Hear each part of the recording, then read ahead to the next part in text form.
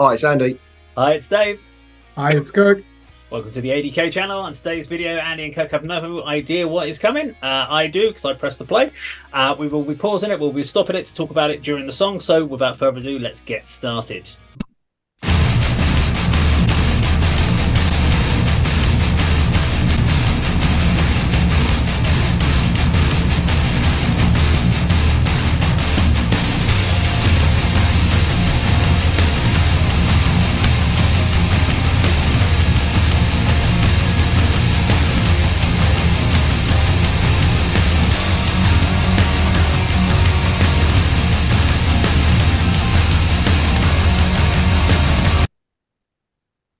That's your first 30 seconds, guys. First thoughts, Andy.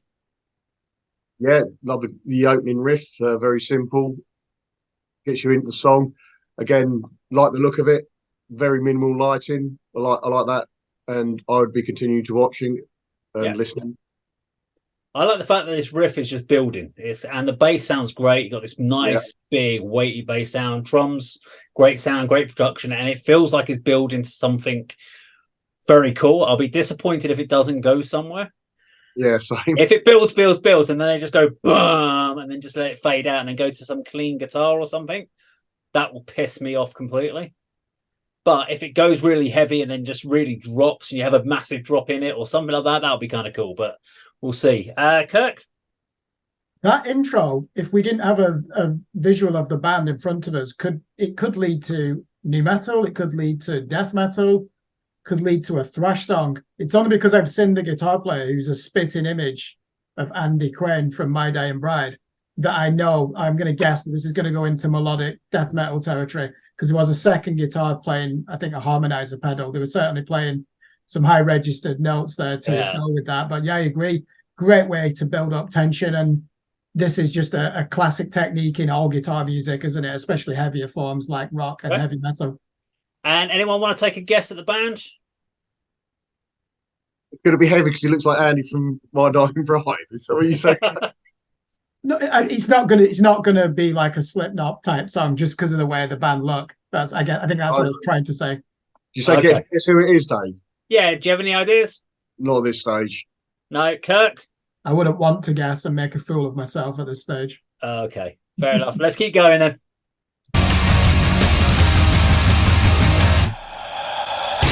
Becoming one with madness, a chaos to embrace. Struggling for my sanity, the sky is turning gray. Andy, you enjoying this by any chance? Yeah, brutal vocals. Awesome. My demons stand before me, engulfed by every thought. The only way to cleanse my soul is drown my dirt with rain.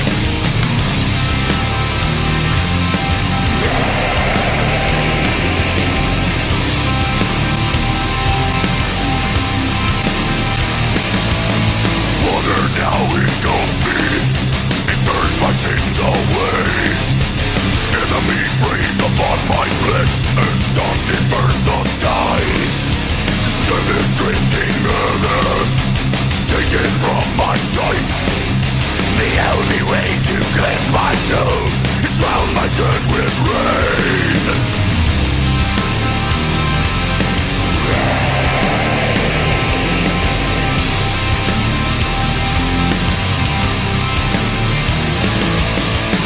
The only way to cleanse my soul is drown my dirt with rain.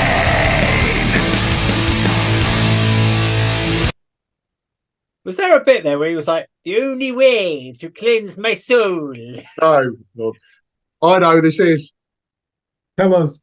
The second time tonight I'm going to say November's Doom. Yeah. This is done. Oh, okay. I listened to it this very day. There you go. It's a song called Rain by November's Doom, yes. Which is why when you said it before, I was like, well, that's the next song on the list. Which I thought that's quite surprising. How weird is that? Do you know what? It reminds me so far of Carriga. That chuggy, heavy riff. Not quite the vocal. The vocals are heavier, a bit more guttural, but it does remind me a bit like what some of the riffs we've heard from the Carriga boys, which I really like. So far, I'm really enjoying this. Andy, we know you're enjoying it, so we're going to skip you, Kirk. Yeah, we should obviously let Andy praise it after me. So the No.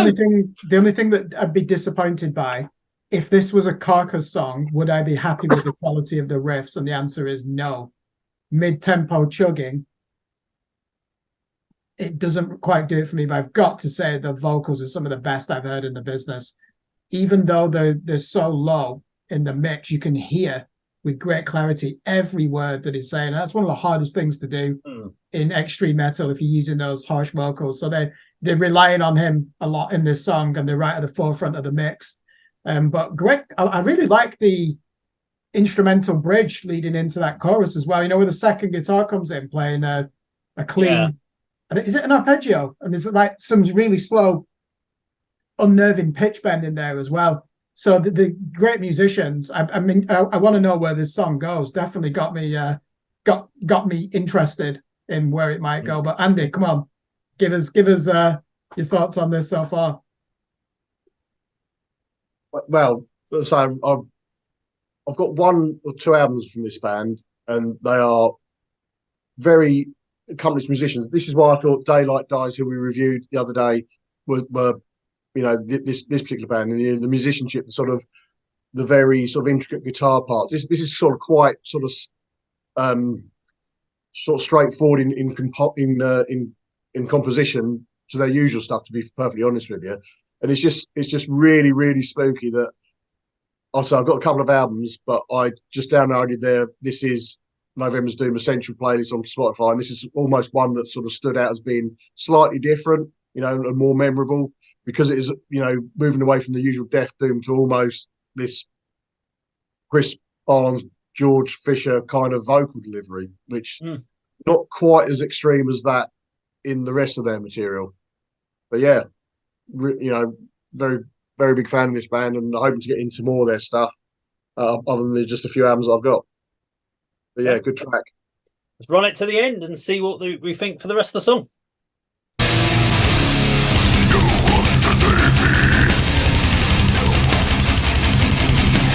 Promise to be made. Thoracic memories. Below the murky wake.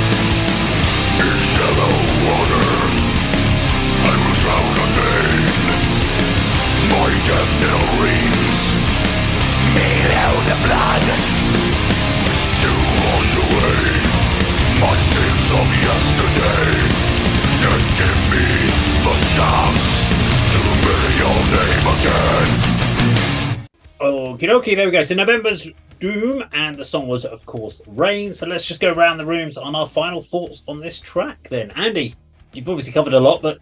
Yeah, loved it. Just point on the video, we've seen this style quite a lot, and I really like it. You know, the individual band members being filmed, with the very occasional sort of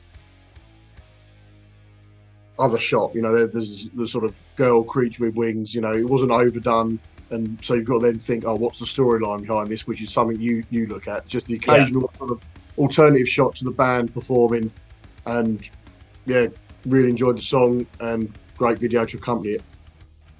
Great band. Yeah, pretty much mirror what you say there. Quite enjoyed the video. Wasn't a huge amount of storytelling, but I wasn't actually really watching it for the storytelling for once this time. I was just kind of vibing on the track. That midsection bit, kind of, I got this vibe for Obituary for some reason during that. I don't know why. It just gave me a real kind of vocally, and even from the musicality of it, it just was like screaming at me like, oh, I swear I've heard this on an Obituary track or something similar. But it worked really well. And that kind of the main sort of chuggy riff kind of airs back to more of a hardcore scene. That's kind of barky vocal sort of style, but with a much more guttural death metal tone to it. But overall, I actually really enjoyed the track. So yeah, I'm a bit of a fan of that song overall. Kirk? You anticipate what I'm going to say, Dave. 2 good points that I agree with. I got a bit of a Candiria vibe, you know, that hardcore band from the 90s, at certain points from 2 minutes onwards, and it ended just like Obituary. Even like Obituary's most recent album. Was it called The Wrong Time, that first single? Yeah. Album? Definitely, it's the footwork, isn't it, from the drummer, which is so unique to Donald Tardy in Obituary. When you hear others do it, you just instantly think Obituary. Now, Dave, you always say that about Obituary's guitar sound. To me, it's the drums that makes them so unique.